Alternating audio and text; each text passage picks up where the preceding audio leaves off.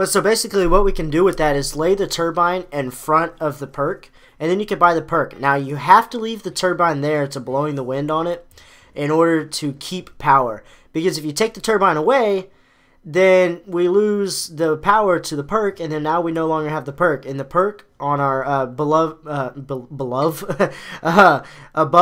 I was trying to say below and above at the same time, above our rounds mark in the top left hand corner, our perk will go dull. And then it's like, well, okay, we don't have the perk anymore, and then the turbine will kick back on, and the perk will come back on. Now, if you have it sitting on a perk, the problem is the turbine cuts on and off, on and off, on and off. But the great thing is we don't have to deal with Avocado, which is his actual name is Avogado or something like that. But I just call him Avocado because he's easier to say. So we don't have to deal with that guy. Now, if we turn the power on, we can keep the perk, but then we have to deal with the Avocado dude. So that's really a predicament there. It depends on which one you would rather deal with. I think it's just easier to turn the power on and just deal with it. Now, you do get an achievement for having 2 perks at the same time with the power off. There is an achievement for that, so that's great if you guys are looking for that. Now, as you guys are looking for these parts around the map and everything, they will be in relatively the same place, but they do change. So I just found the third part, the hand, in order to turn the power on, and it would move around, but it's always on the white floor inside the power room in there, and the switch is always inside this room that I'm in right now. Now, as we see after we turn this power on, it actually takes a little while for the power to actually come on. And here's this white electric figure of a man coming out. This is Avocado. And he is spawning now. And if you listen closely when you're playing this game, you can hear what he's saying on the radio behind you. And he's talking something about, haha, you've let me out. Now you have to turn the power off in order to get rid of me forever. So that's telling me that he's going to come back, and we will see that later in this adventures here in this tutorial video of this entire zombie run that we did. You will see him, and you will see me getting rid of him, but I'm thinking that's only permanent. I didn't get rid of him wow, did I really say that? I'm thinking that's only temporary, not permanent, because I believe that he will come back later, but unfortunately we didn't make it that much farther, but we made it far enough to get everything done that I knew about this game so far.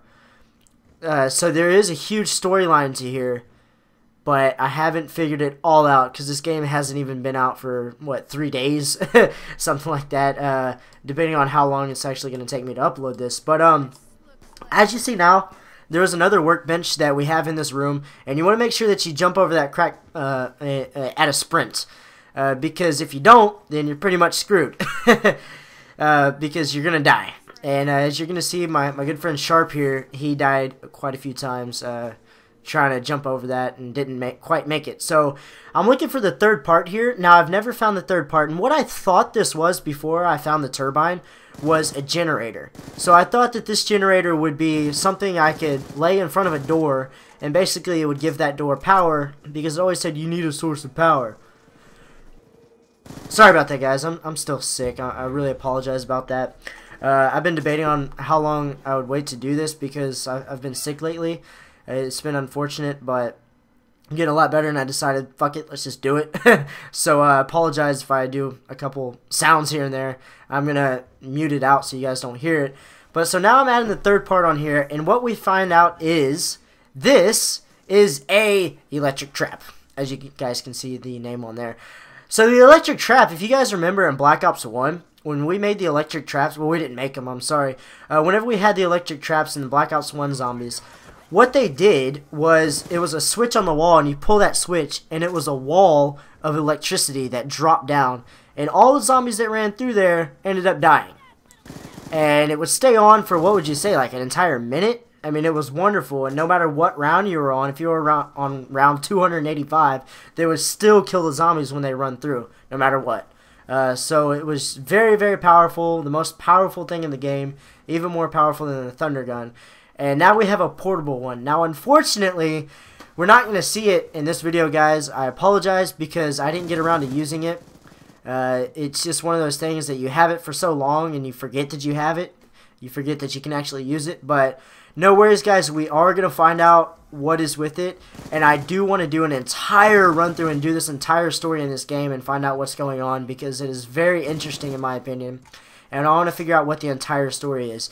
And I believe that the story is actually starting with Avocado Dude, because whenever he spawns out, when you turn the power on, and he gives his little speech, like I said earlier about, you've let me out, now you have to turn the power off to get rid of me forever. So apparently there's some sort of way to turn the power off. I just haven't figured it out yet. Now, he turned the power on, you can't go back to the switch and just click off. There's no way possible. So there's some sort of way somewhere. Oh, look at Sharp here. He killed himself. But so there's some sort of way to get the power back off and get rid of this dude. Now, there is also a way to get rid of him, because he is going to be coming back. But now, I don't know if he just comes back once, or after you kill him, he stays away. Because he comes back in about round 14, we're going to see around there, I believe. And I get rid of him, so that's great. And so I will be showing you guys how to do that later in this video. And I'm speeding up parts here and there just so we can get rid of the dull, boring parts that we know exactly what's going on. And we're just bullshitting to get rid of some zombies and keep some until the bus comes around, and then we can hop back on the bus. Now, as I said before, there are ladders to the bus that you can put on the front, the side, which is the back left, and the very top. And then you have the two doors on the side. So as you see, the front ladder and the back ladder would be very good right about now, because we could just hop on the bus and leave. But now we gotta wait on it to move. So this is kind of a predicament here, kind of like just a wait out. Because I don't know if you guys have figured this out already, but we figured it out pretty quick. If you get on the bus, it tends to leave. Now, the bus has 3 honks. If I didn't say this earlier, I'm not sure if I did. But the bus has 3 honks. So, first it honks whenever it arrives. So that's for like dropping people off, and I guess letting you know that the bus is there. Then it has a second honk to let you know that it's about to leave. Then it honks a third time when it's driving off, when it is leaving. So there's 3 honks. So you guys want to pay attention to that if you're looking to catch the bus. On that third initial honk, you got to make sure that you're on there, you're chasing the bus down. So you want to make sure that you're listening for those.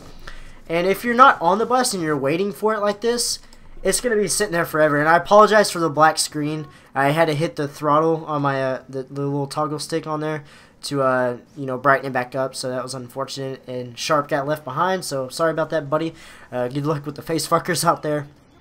But so if you hop on the bus, the honks go off quicker, and then they tend to leave a lot faster. So if the bus just shows up and you want to leave and you don't have very many zombies, hop on that bus and get going.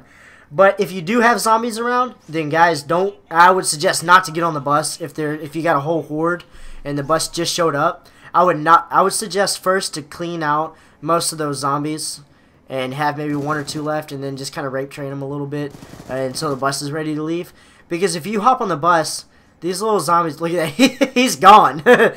But if you hop on the bus, these zombies will butt fuck you on there, and that's really unfortunate. And you will try to get off the bus, and it will be very difficult. So just looking out for you guys, making sure that you guys can do the proper things. Now, you can open the door to go through there, or you can hop back on the bus, hop over the ladder, jump down, and bam, you're in town. Now, we're finally coming on to Juggernaut. Now, Juggernaut is in town, and I think Juggernaut is really far away. It's kind of unfortunate. So we're going to crack open this door, and Juggernaut is in the same exact place that it is on town in the regular map. Now, this would be a very, very good place to stay at, and I would do a lot of rape training here, but the only problem is that there's no weapons whatsoever, unless you have the box. Now, the box isn't here, so we have no weapons off the wall. So if you run out of ammo, you're pretty much screwed and having to run to the next town. So it's like, well, what the hell? That's just stupid. I'm an American, living in Taiwan, busting these raps to the break of dawn, pulling so much ass I must be Donkey Kong, but I got fat stacks cause I got it going on. Black Ops 2 here to drop tomorrow, yeah, cool game, ain't nothing to sorrow. It all started out with COD 4, running around spraying shit like my porn, yeah, hardcore. Shooting campers in the ass, I knew everything'd be okay, killing bitches so fast you could call me OJ. Moving along to World at War, could never get a decent score. Thought the game was for whores, couldn't take no more. But I didn't have a clue what to do until we got Modern Warfare 2. Then I knew what to do, but I couldn't find my shoes. Head to the GameStop on a dash, stopped by a cop because he said I'm hauling ass.